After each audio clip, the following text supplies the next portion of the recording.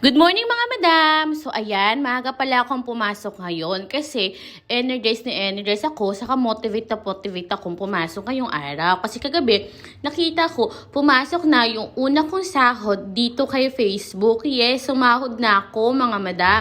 At dahil petro peligro na din mga madam, talagang nakaka-excite na makuha yung una kong sahod dito kay Facebook. So ito na nga, winidraw ko na nga mga madam.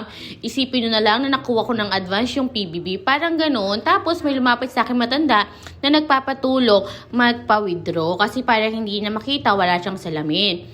Ito yung una-una kong ginawa mga madam nung natanggap ko yung sahod ko. Pumunta ako ng simbahan kasi sabi ko dati pag nakasahod ako, magpapasalamat ako sa kanya. May mga panahon kasi na panghihinaan ka ng loob tapos mawawalan ka ng pag-asa. Tapos ang ginagawa ko lang, nagdadasal ako sa kanya, humihingi ako ng guidance, lakas ng loob, tiwala sa sarili. Kaya pinangako ko na pag sumahod ako dito kay Facebook, siya yung una-una kong pasasalamatan. Bale, may misa pala pero hindi ganun katao. Tapos, syempre, binidyohan ko rin yung sarili ko. Syempre, content creator tayo. Charot! So, for remembrance lang din, mga madam. Hindi man ganun kalaki yung nasa loob ng sobre na to, pero bukal to sa puso ko at sana makatulong. Ang pinagdasal ko lang dati ay magkaroon ako ng page na may followers para makatagap ako ng mga PR kits, pero hindi ko in-expect na maaga ko mamonetize. Kaya, thank you Lord talaga.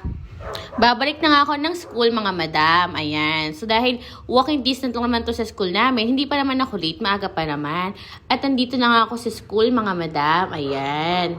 Meron pala kaming general practice ng field demo mamaya. Kaya nag-ayos din ako ng sarili. Tapos hanggang ngayon, hindi pa rin talaga ako makapaniwala na nakasahod na ako. May mga dasal talaga tayo na hindi binibigay agad-agad. Kaya minsan nadi-disappoint tayo.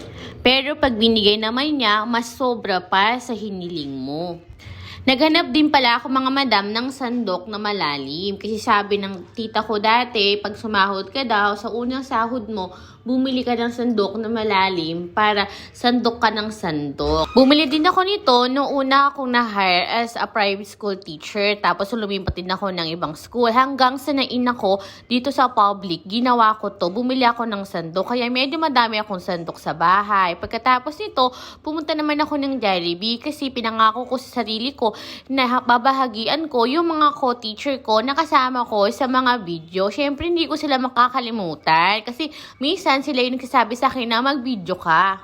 Bilang remembrance, isa sa mga bagay na una kong nabili sa aking sahod kay Facebook, sinulatan ko na nga siya ng date at syempre ng pangalan ko. Sana sandok ng pera para makapag-share ako sa mga taong kakilala ko, sa mga followers ko, sa mga kaibigan ko, at sa mga taong malapit sa akin. At dumating na nga si Jabi. Ayan, isi-share ko na siya sa mga co-teacher ko. Maraming salamat mga madam sa mga sumusuporta sa akin, nagla-like, nagko-comment, at nag-share ng mga post ko. Paalam mga madam!